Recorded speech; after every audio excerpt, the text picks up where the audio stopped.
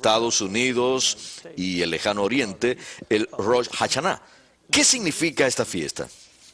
Es el Año Nuevo. Bueno, hay diferentes nombres para él, pero yo lo comprendo como el Año Nuevo Civil en contraposición que entendemos como el Año Nuevo Religioso.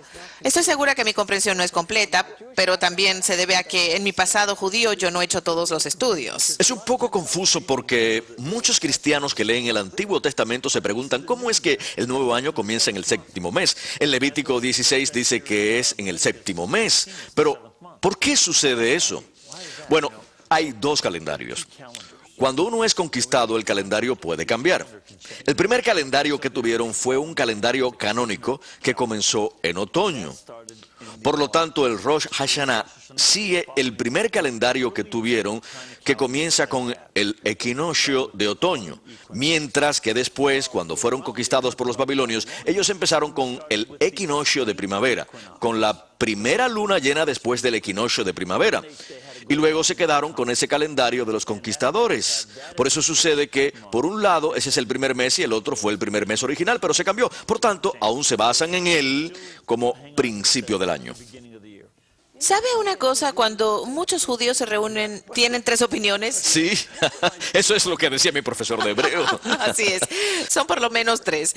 Pero una de las comprensiones de los judíos por el Rosh Hashanah, Rosh Hashanah está mejor pronunciado. Es lo que los judíos creían que en este día Dios creó el mundo. Yo nunca supe cuál es la razón por la que lo creían, pero hace poco leí, yo no soy experta en el hebreo, pero tal vez usted lo sepa, pero sí, no es Tishri. Tishri es...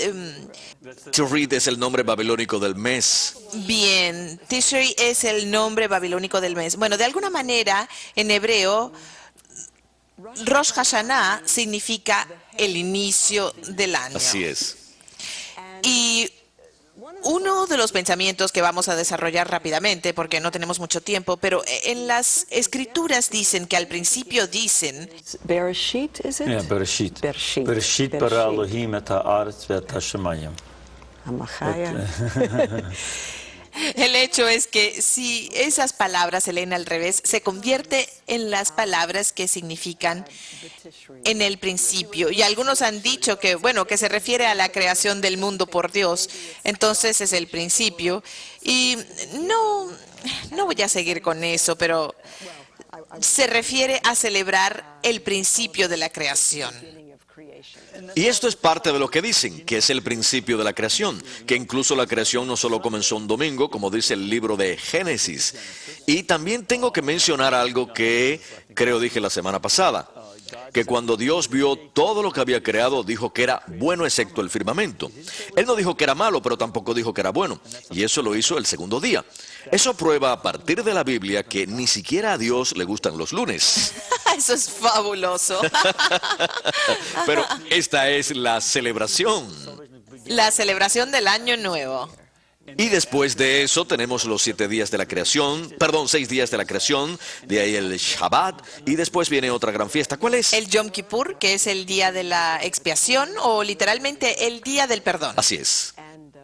En nuestra crianza judía, el Rosh Hashanah era una celebración del Año Nuevo, pero también era cuando se abrían los libros en el cielo y dan inicio a 10 días de arrepentimiento, a los días de perdón, hasta el Yom Kippur.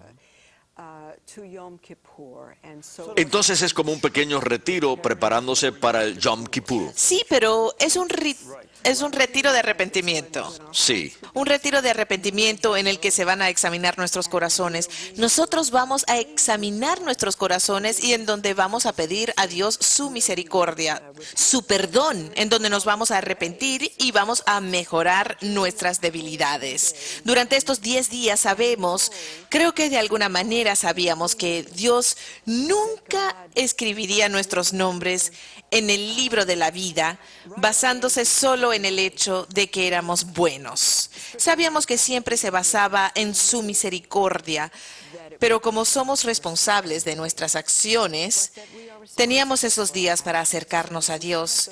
Y en el día del Yom Kippur And on the day of Yom Kippur, se cerraban los libros y se escribiría los nombres de los justos en el libro de la vida y los otros nombres no.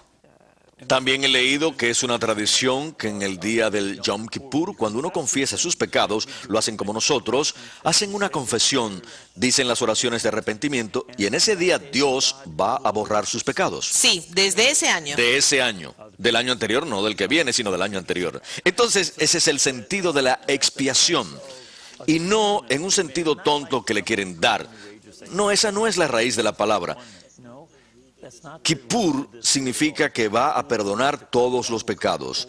Ese es el sentido que resulta de la sangre del sacrificio de animales.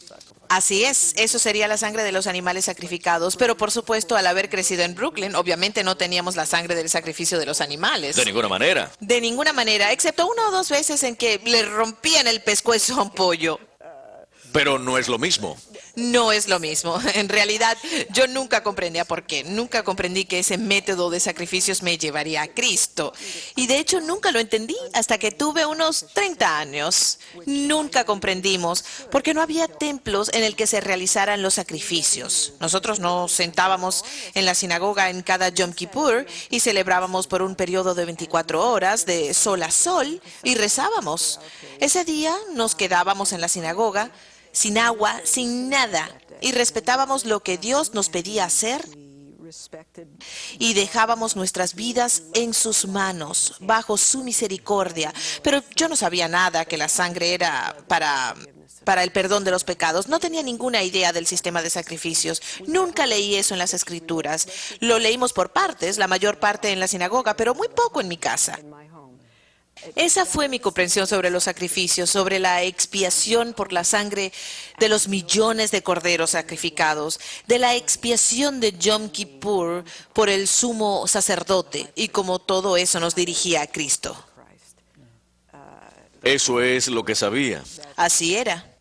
Bueno, en estos momentos vamos a hacer una pequeña pausa, pero vamos a regresar. Si ustedes tienen preguntas, por favor, llámenos. Tenemos una pequeña audiencia de personas que tienen el mismo sentimiento que nosotros sobre dejar al pueblo. Así que, por favor, quédese con nosotros. Regresamos en un momento con Rosalind Moss.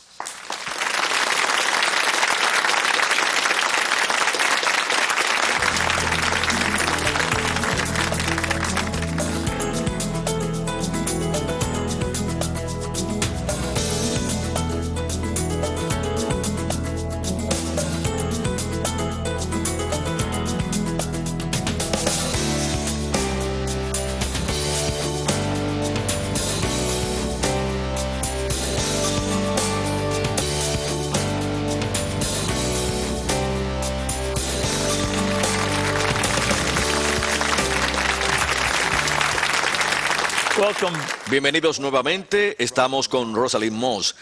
Rosalind, una de las cosas que usted hace, la única cosa que hace, no es estar sentada aquí todo el día. ¿Qué hace para vivir? ¿Para vivir? Sí. Bueno, yo trabajo por el mejor apostolado apologético y evangelizador. ¿En todo el mundo? En todo el mundo, sí, yo creo. ¿Cuál es ese? Es el Catholic Answers en San Diego, California, fundado por Cal Keating. Yo amo esto y para mí es todo un honor estar dentro del grupo de gente que trabaja ahí.